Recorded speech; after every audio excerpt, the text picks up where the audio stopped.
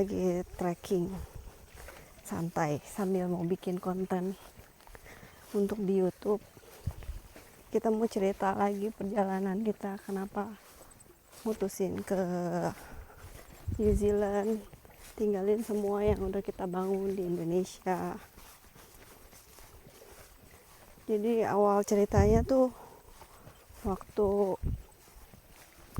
2024 itu kita kan mau mutusin buka kafe baru, karena sebelumnya kita ada pegang franchise brand udah 8 tahun, sisa 2 tahun lagi. Jadi sisa 2 tahun itu kita mau pakai untuk cari tempat baru, karena juga sewa yang satunya sewa di mall juga udah mau habis dalam 2 tahun. Jadi 2024 itu kita mutusin cari tempat baru, ketemulah satu rumah tua yang kita mau bangun. Ceritanya kita punya konsep sendiri. Kita udah nego gitu, sewa tanahnya, sewa tanah murah gitu. Dan kita udah bayar di 5 tahun pertama. Terus itu awal 2024. Dan berjalannya waktu dalam 2024 itu kafe di Makassar itu kurang begitu jalan, kurang begitu hidup gitu, karena terlalu banyak saingan. Situ ya? Sini. Itu pintunya situ tuh. Oh, bisa 2 jalan. Itu ya? This way. Jadi bisnis F&B itu orang luar lihatnya kan keren, gede gitu ya. Ya emang kalau memang passionnya F&B, jalan sih bisa jalan, tapi pertanyaannya sustain apa enggak, itu kita nggak pernah tahu gitu loh. Apalagi sekarang kan ya trennya di Indonesia kan FOMO ya. Jadi ada satu tren baru ya, yang lama yang udah jalan tuh pasti redup gitu loh. Jadi ya kita pikir ini bukan jalannya gitu loh buat masa depan, apalagi kita anak-anak udah main gede, udah mau masuk udah SMP, ntar SMA udah mau kuliah gitu. Kita pikir mau sampai kapan ya hidup, hari lewat hari, minggu lewat minggu, bulan lewat bulan gitu. Sebenarnya kita ngejalanin F&B itu kayak ya profit, tapi maksudnya untuk jangka panjang ke depan gitu, untuk kembangin lagi tuh agak berat. Dan sampai di 2024 akhir itu kita udah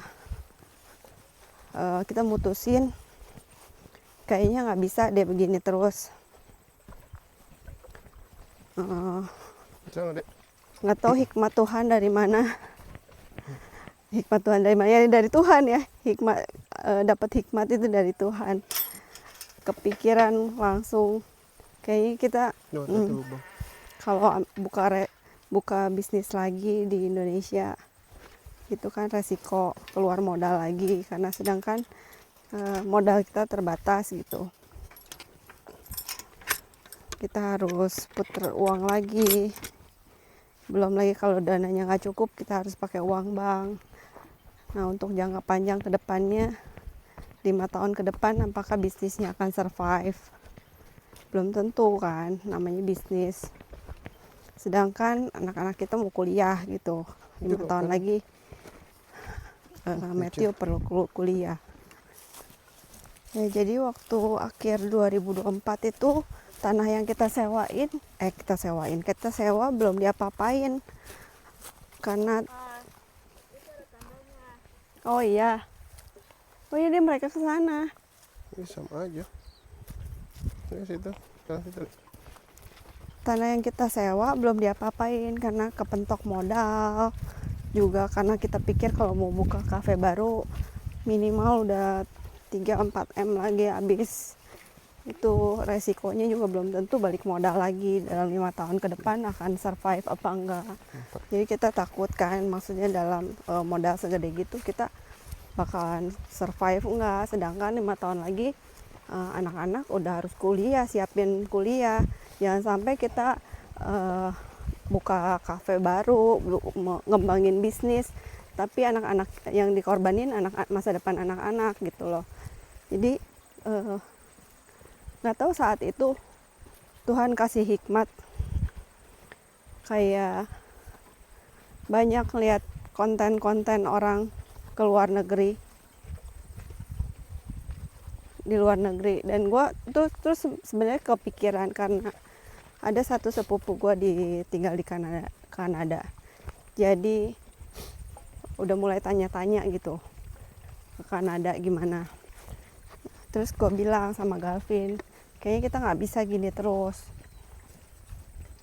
kita pindah aja keluar. Udah dari hati kecil juga udah ngerasa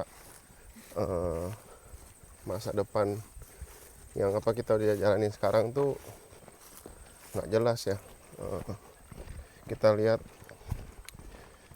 kondisi ya gimana ya ngomongnya ya, takut ntar dibilang lagi lu jelek-jelekin ya, cuman ya itulah. Ya kondisi ekonomi di Indonesia kan nggak bagus gitu. Ya intinya kita takut mempertaruhkan masa depan anak-anak demi ambisi kita gitu loh. Jadi kita mutusin, gue bilang kayaknya kita keluar aja pakai jalur studi, salah satu-satunya. Kenapa jalur studi? Karena itu satu-satunya cara supaya kita bisa keluar satu keluarga pindahnya. Karena kalau ambil S2, Galvin yang ambil S2, kita bisa satu keluarga pindah. Sedangkan kalau misalnya kenapa mesti ambil sekolah lagi? Karena kalau kita mau cari kerja dari nol itu kan resiko, belum tentu juga perusahaan mau sponsor satu keluarga gitu loh. Ya kita Gitu. tahu maksudnya ada beberapa teman-teman nanya, buka bisnis di Indonesia ada resiko, ke luar negeri emang nggak ada resiko, yakin berhasil? Ya ada juga. Ya ada juga resikonya. Tapi Tapi kita kan lebih milih ini karena hati lebih damai sejahtera. tapi kan resikonya lebih minimal gitu, karena kita udah bandingin lah. Kayak misalnya kita memang harus mulai dari nol di sini, kerja dari nol lagi. Tapi kita nggak punya resiko buat nutupin biaya operasional bisnis. Terus kita nggak perlu mikirin anak-anak bayar sekolah, karena mereka di sini bayar sekolah gratis. Jadi kita mutusin ke New Zealand pakai jalur studi. Galvin ambil master baru bisa bawa satu keluarga. Anak-anak sekolah gratis sampai senior high school. Nanti selesai master dan harus lulus master, kita bisa apply post study work visa tuh, tinggal 3 tahun buat Dikasih cari tinggal kerja. 3 tahun untuk kerja lagi. Nah, selama periode menunggu ini 3 tahun setelah lulus, kita berharap bisa dapat sponsorship buat apply PR gitu loh. Tujuannya itu. Nah, kalau udah dapat PR, kita tujuannya tentunya anak-anak di sini kuliahnya lebih murah, Sepertiga harga atau seperempat lah dari international student. harga domestik gitu. Jadi misalnya international student 30.000 setahun nih, ya mungkin mereka bayar mungkin nanti 10.000 setahun, which is ya jauh lebih murah kan daripada apa yang lu bayar di Indonesia gitu loh. Intinya kan kita kalau bisnis di Indonesia, kita tuh harus pikiran kita tuh bercabang-cabang, harus mikirin ngembangin bisnis, harus mikirin sisihin uang pendidikan anak-anak, harus mikirin uang pensiun kita. Sedangkan di sini kita memang kerja sama orang dari nol, tapi setidaknya kita jelas gitu perhitungannya. iya jelas gitu, maksudnya walaupun kita kerja tapi kita cukup hidup, itu kita udah bahagia sih. Anak-anak dapat pendidikan yang bagus. Itu part 1 kita. Nanti kita lanjutin part 2. Kenapa kita pilih New Zealand sebagai negara tujuan.